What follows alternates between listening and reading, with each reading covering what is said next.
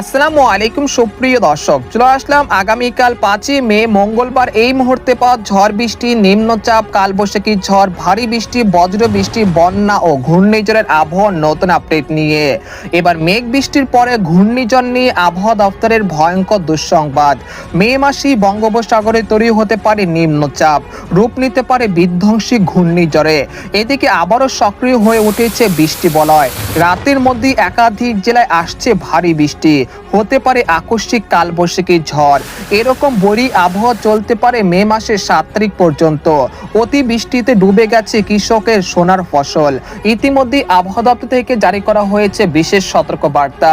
এছাড়া আর কিছুক্ষণের মধ্যে ঢাকা, খুলনা, বরিশাল, রাজশাহী, ময়মনসিংহ, রংপুর, ভারতের পশ্চিমবঙ্গের একাধিক জেলাতে ধেয়ে আসছে বিক্ষিপ্ত আকারে বৃষ্টি এবং বজ্রসহ কালবৈশাখী ঝড়। তো আজ 4 মে সোমবার এবং আগামীকাল 5ই মে মঙ্গলবার কেমন থাকতে পারে আগামী 24 থেকে 48 ঘন্টার আবহাওয়া। বাংলাদেশ থেকে শুরু করে ভারতের পশ্চিমবঙ্গ, আসাম, মেঘালয়, উত্তর থেকে ত্রিপুরা রাজ্যে আগামী 24 থেকে 48 ঘন্টার মধ্যে কোন কোন জেলাগুলোতে ভারী থেকে অতি ভারী বৃষ্টিপাত হতে পারে এবং কোন কোন জেলাগুলোতে কালবৈশাখী ঝড়ের সতর্কতা রয়েছে এবং বঙ্গোপসাগরের সম্ভবত ঘূর্ণিঝড় সৃষ্টি কোন উপকূলে আঘাত আনতে পারে। তো এই বিষয়ে কি বলছে আজকের আবহাওয়া রিপোর্টে জানিয়ে দেবো। সম্পূর্ণ বিস্তারিত ভিডিওতে সঙ্গে থাকুন। আর আপনি কোন জেলা থেকে এই গুরুত্বপূর্ণ আমাদের আবহাওয়ার খবরটি দেখছেন অবশ্যই কমেন্ট করে জানিয়ে দিবেন।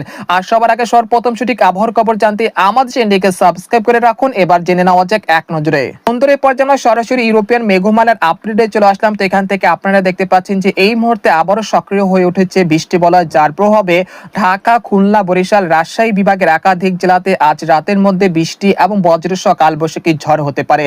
এছাড়া আগামী 9 থেকে 11 মে বঙ্গোপসাগরে একটি ঘূর্ণিঝড় সৃষ্টির আশঙ্কা রয়েছে।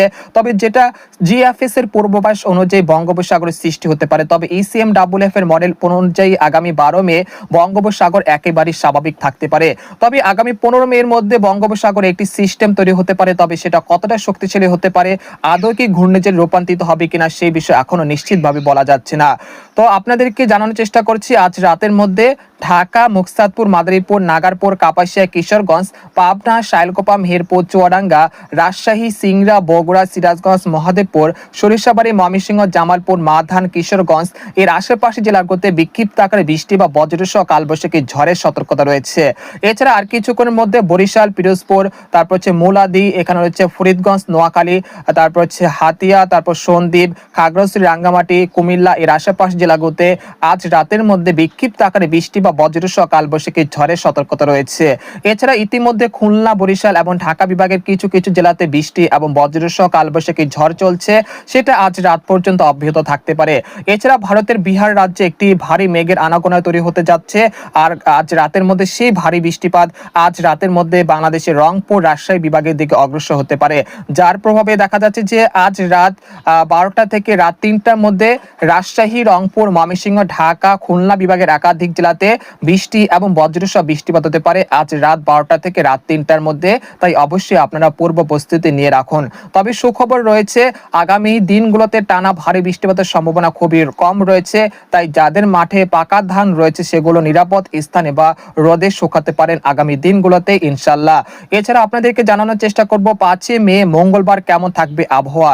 এই দিন সকালের দিকে খুলনা, বরিশাল বিভাগের আকাশ আংশিক মেঘলা থেকে মেঘাচ্ছন্ন থাকতে পারে। এ সময় সাতক্ষীরা, শ্যামনগর, মাঠবাড়িয়া, খেপুপাড়া, পিরোজপুর, বরিশাল, মতিরাট, লালমোহন এর আশেপাশ জেলাগুলোতে বিক্ষিপ্ত আকারে বৃষ্টি বা বজ্রসহ বৃষ্টিপাত হতে পারে সকালের দিকে। তাছাড়া ঢাকা, ফরিদপুর, নাগারপুর, কাপাসিয়া এই অঞ্চলের আকাশ আংশিক মেঘলা থেকে মেঘাচ্ছন্ন থাকতে পারে এবং সিলেট বিভাগের জৈন্তাপুর, কানাইঘাট, মৌলভীবাজার এই অঞ্চলে কোথাও কোথাও বিক্ষিপ্ত আকারে বৃষ্টি বা বজ্রসহ বৃষ্টিপাত হতে পারে সকালের দিকে। তারপর সকাল 9টার দিকে দেশের আবহাওয়া পরিস্থিতি একেবারে স্বাভাবিক হয়ে আসতে পারে ইনশাল্লাহ। এরপরে দেখা যাচ্ছে যে সকাল 10টার দিকে ভারতের পশ্চিমবঙ্গের কলকাতা, খড়গপুর, পূর্ব ও পশ্চিম মেদিনীপুর, উত্তর ও দক্ষিণ 24 পরগনা এই অঞ্চলে কোথাও কোথাও বিক্ষিপ্ত আকারে বৃষ্টি বা বজ্রসহ কালবৈশাখী ঝড় হতে পারে। দুপুর 1টা থেকে বিকেল 3টার মধ্যে দেখা যাচ্ছে যে গোটা পশ্চিমবঙ্গের বেশ কয়েকটি জেলাতে বৃষ্টি এবং বজ্রসহ কালবৈশাখী ঝড়ের সতর্কতা রয়েছে। বিশেষ করে বারাসাত, খড়গপুর, পূর্ব ও পশ্চিম মেদিনীপুর, উত্তর ও দক্ষিণ 24 পরগনা, ধানবাদ, আরামবাগ এই অঞ্চলে বিভিন্ন জেলাতে। এছাড়া বাংলাদেশের খুলনা, সাতক্ষীরা, শ্যামনগর, পিরোজপুর, মাঠবাড়িয়া, খেপুপাড়া, লালমোহন, বরিশাল, মাদারীপুর, লোহাগাড়া, শালকোপা, চুয়াডাঙ্গা এই অঞ্চলে বিভিন্ন জেলাতে বিকেল 3টার দিকে বৃষ্টি এবং বজ্রসহ বৃষ্টিপাত হতে পারে। বিকেল 5টার দিকে রাজশাহী, ঢাকা, খুলনা, বরিশাল বিভাগের 2-1টি জেলাতে বিক্ষিপ্ত আকারে বৃষ্টি বা বজ্রসহ কালবৈশাখী ঝড় বা ভারী বৃষ্টিপাতের সতর্কতা রয়েছে। তারপর রাত 10টার দিকে রংপুর, ঠাকুরগাঁও, পঞ্চগড়, তেতুলিয়া, ময়মনসিংহ, জামালপুর, শেরপুর, সিলেট, জৈন্তাপুর, কানাইঘাট এর আশেপাশ জেলাগুলোতে রাত 11টার দিকে বিক্ষিপ্ত আকারে বৃষ্টি বা বজ্রসহ কালবৈশাখী ঝড় হতে পারে। 6 মে বুধবার সকালে দিকে দেখা যাচ্ছে ময়মনসিংহ, জামালপুর, কিশোরগঞ্জ, মাধান, মৌলভীবাজার, লাখি, সিলেট, জৈন্তাপুর, কানাইঘাট, সিরাজগঞ্জ, বগুড়া, কাপাসিয়া এই অঞ্চলে কোথাও কোথাও বৃষ্টি এবং বজ্রসহ ভারী বৃষ্টিপাত হতে পারে।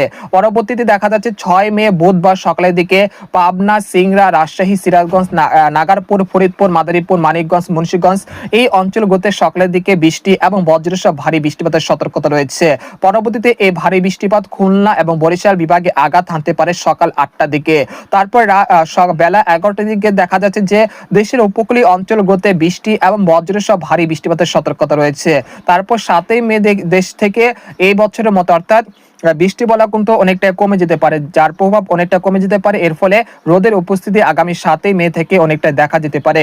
এরপর যে আপনাদেরকে জানিয়ে দেবো যে আগামী 72 ঘন্টার মধ্যে কোন কোন জেলাগুলোতে সর্বোচ্চ মাত্রায় ভারী বৃষ্টিপাত হতে পারে। আগামী 72 ঘন্টার মধ্যে সিংড়া, পাবনা, সিরাজগঞ্জ, বগুড়া, নাগারপুর, কাপাসিয়া, কিশোরগঞ্জ, ঢাকা, ফরিদপুর, মাদারীপুর, লোহাগাড়া, যশোর, শালকোপা এর আশেপাশ জেলাগুলোতে প্রায় 50 মিলিমিটার পর্যন্ত মাঝারি থেকে ভারী বৃষ্টিপাত হতে পারে। এছাড়া সিলেট, জৈন্তাপুর, কানাইঘাট, মৌলভীবাজার, লাখি, ব্রাহ্মণবাড়িয়া, মাধান, ময়মনসিংহ, জামালপুর, শেরপুর এর আশেপাশে জেলাগুলোতে প্রায় 50 থেকে 60 মিলিমিটার পর্যন্ত মাঝারি থেকে ভারী বৃষ্টিপাতের সতর্কতা রয়েছে। পরবর্তী 5 দিনে ঢাকা, রাজশাহী, ময়মনসিংহ, সিলেট বিভাগের একাধিক জেলাতে প্রায় 50 মিলিমিটার পর্যন্ত মাঝারি থেকে ভারী বৃষ্টিপাত হতে পারে। পরবর্তী 10 দিনে রাজশাহী, ঢাকা, ময়মনসিংহ, সিলেট বিভাগের কোথাও কোথাও প্রায় 100 মিলিমিটার পর্যন্ত মাঝারি থেকে ভারী বৃষ্টিপাতের সতর্কতা রয়েছে। এই পর্যায়ে আপনাদেরকে বায়ুমণ্ডলের চিত্র নিয়ে দেখানোর চেষ্টা করছি আগামী দিনগুলোতে বঙ্গোপসাগরে কি রকম থাকতে পারে। আপনারা দেখতে পাচ্ছেন যে এই মুহূর্তে ECMWF এর পূর্বাভাস অনুযায়ী আগামী 10 দিন বঙ্গোপসাগর স্বাভাবিক থাকতে পারে। আর GFS এর পূর্বাভাস অনুযায়ী আগামী 8 বা 9 তারিখ বঙ্গোপসাগরে একটি লঘুচাপ বা নিম্নচাপ তৈরি হতে পারে, যেটা 9 থেকে 10 মে এর মধ্যে নিম্নচাপ থেকে ঘূর্ণিঝড়ে রূপান্তরিত হতে পারে। তারপর 11 থেকে 12 মে সেটা প্রবল শক্তিশালী ঘূর্ণিঝড়ে রূপান্তরিত হতে পারে। যদি এটি ঘূর্ণিঝড় রূপ নেয় তাহলে এর নাম হবে ঘূর্ণিঝড় অর্ণব। আর এটি বাংলাদেশ থেকে শুরু করে ভারতের বিশাখাপত্তনমে যে কোনো উপকূলে আঘাত হানতে পারে। এই সময় বাতাসের সর্বোচ্চ গতি থাকতে পারে ঘন্টায় 100 কিলোমিটার।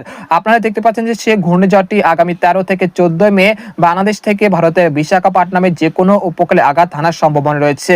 তো এই বিষয়ে আরো বিস্তারিত জানতে আমাদের সাথে থাকতে হবে, তাই অবশ্যই পরবর্তী ভিডিওতে নজর রাখুন। তো এরপর যে আপনাদেরকে জানিয়ে দেবো আরেকটি মডেলের পূর্বাভাস।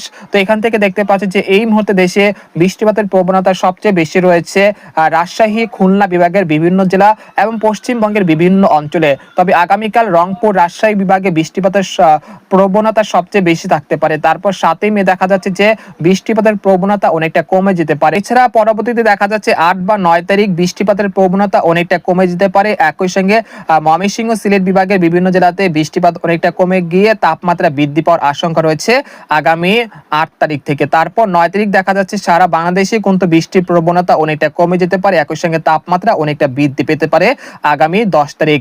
আপনারা দেখতে পাচ্ছেন যে এই সময় বঙ্গোপসাগর স্বাভাবিক থাকতে পারে, কোনো ঘূর্ণিঝড়, কোনো নিম্নচাপের আশঙ্কা নেই। এই মুহূর্তে দেশে কোথাও দমকা বাতাসের প্রবণতা সেরকম দেখা যাচ্ছে না এবং আগামী 9 তারিখ পর্যন্ত বাংলাদেশে কোনো ঝড়ো হওয়া বা দমকা বাতাসের সম্ভাবনা খুবই কম রয়েছে।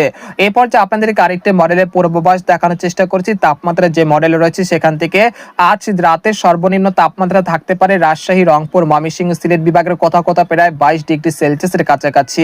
আর দিনের সর্বোচ্চ তাপমাত্রা থাকতে পারে ঢাকা, খুলনা, বরিশাল, চট্টগ্রাম এই অঞ্চলের কোথাও কোথাও প্রায় 30 থেকে 31 ডিগ্রি সেলসিয়াসের কাছাকাছি। আগামী দিনগুলো তাপমাত্রা বৃদ্ধি পেতে পারে এবং বৃষ্টিপাতের প্রবণতা অনেকটাই কমে যেতে পারে। তো এই ছিল খবর। তো আজকের খবর এখানে শেষ করতে চাচ্ছি। সবাই ভালো থাকবেন, সুস্থ থাকবেন। আল্লাহ হাফেজ।